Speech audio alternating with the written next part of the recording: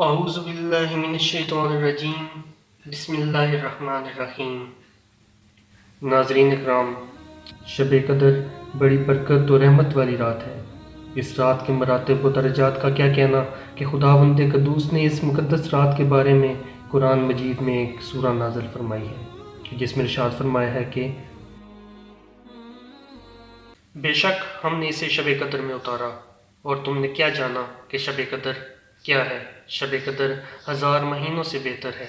اس میں فرشتے اور جبرائیل اترتے ہیں اپنے رب کے حکم سے ہر کام کے لیے۔ وہ سلامتی ہے صبح چمکنے تک۔ تو ناظرین، یعنی شب قدر وہ قدر و منزلت والی رات ہے کہ اس رات میں پورا قرآن مجید لوح محفوظ سے آسمان دنیا پر نازل کیا گیا، اور اس کی ایک رات کی عبادت 1000 مہینوں کی عبادت سے بڑھ کر افضل ہے۔ اس رات میں حضرت جبرائیل علیہ السلام ملائکہ کے ایک لشکر کے ساتھ آسمان سے زمین پر اترتے ہیں۔ یہ رات زمین و آسمان اور سارے جہان کے لیے سلامتی کا نشان ہے۔ غروب آفتاب سے طلوع فجر تک اس کے انوار و برکات کی تجلیاں برابر جلوہ افروز رہتی ہیں۔ ناظرین اکرام، روایت ہے کہ ایک دن حضور صلی اللہ علیہ وآلہ وسلم نے بنی اسرائیل کے ایک عابد کا قصہ بیان فرمایا کہ اس نے 1000 مہینے تک لگاتار عبادت اور جہاد کیا۔ صحابہ نے عرض کیا، یا رسول اللہ صلی اللہ علیہ وآلہ وسلم، آپ کی امتیوں کی عمریں تو بہت کم ہیں، پھر بھلا ہم لوگ اتنی عبادت کیوں کر سکیں گے؟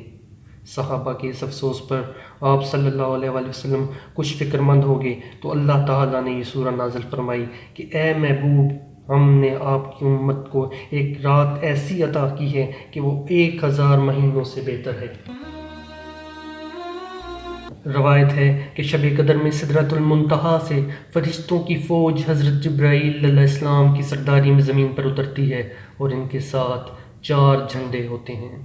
ایک جھنڈا بیت المقدس کی چھت پر، ایک جھنڈا کعبہ معظمہ کی چھت پر، اور ایک جھنڈا طور سینا پر لہراتے ہیں۔ اور پھر یہ فرشتے مسلمانوں کے گھروں میں تشریف لے جا کر ہر اس مومن مرد و عورت کو سلام کرتے ہیں جو عبادت میں مشغول ہوں، مگر جن گھروں میں بت یا تصویر یا کتا ہو، یا جن مکانوں میں شرابی یا خنزیر کھانے والا یا بلا وجہ شرعی اپنی رشتہ داری کو کاٹ دینے والا رہتا ہو، ان گھروں میں یہ فرشتے داخل نہیں ہو۔ ایک روایت میں یہ بھی ہے کہ ان فرشتوں کی تعداد روئے زمین کی کنکریوں سے بھی زیادہ ہوتی ہے، اور یہ سب سلام و رحمت لے کر نازل ہوتے ہیں۔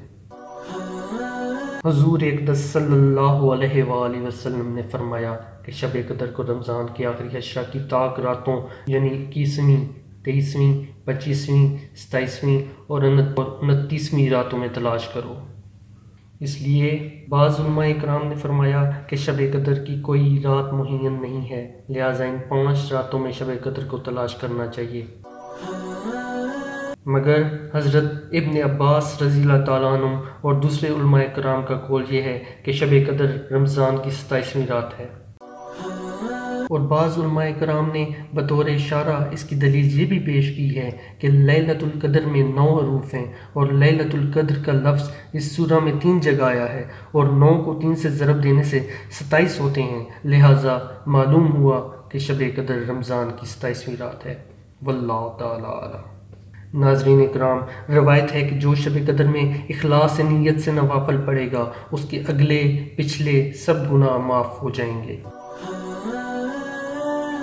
شب قدر میں 4 رکعت نماز نفل اس ترکیب سے پڑھے کہ ہر رکعت میں سورہ فاتحہ کے بعد سورہ قدر 3 مرتبہ اور قل هو اللہ احد 50 مرتبہ پڑھے، پھر سلام کے بعد سجدے میں جا کر 1 مرتبہ سبحان اللہ والحمد للہ ولا الہ الا اللہ واللہ اکبر پڑھے، پھر سجدے سے سر اٹھا کر جو دعا مانگے انشاءاللہ تعالی مقبول ہوگی۔ حضرت عائشہ رضی اللہ تعالیٰ عنہ نے عرض کیا کہ یا رسول اللہ صلی اللہ علیہ وآلہ وسلم، اگر مجھے شب قدر مل جائے تو میں کون سی دعا پڑھوں؟ تو ارشاد فرمایا کہ تم یہ دعا پڑھو، اللہم انک عفو تحب العفو فاعف عنی۔ ایک روایت میں ہے کہ جو شخص رات میں یہ دعا 3 مرتبہ پڑھ لے گا تو اس نے گویا شب قدر کو پا لیا، لہٰذا ہر رات اس دعا کو پڑھ لینا چاہیے۔ دعا یہ ہے: لا الہ الا اللہ الحلیم الکریم سبحان اللہ رب السماوات السبع ورب العرش العظیم۔ یہ دعا بھی جس قدر زیادہ پڑھ سکیں پڑھیں، یہ بھی حدیث میں آیا ہے۔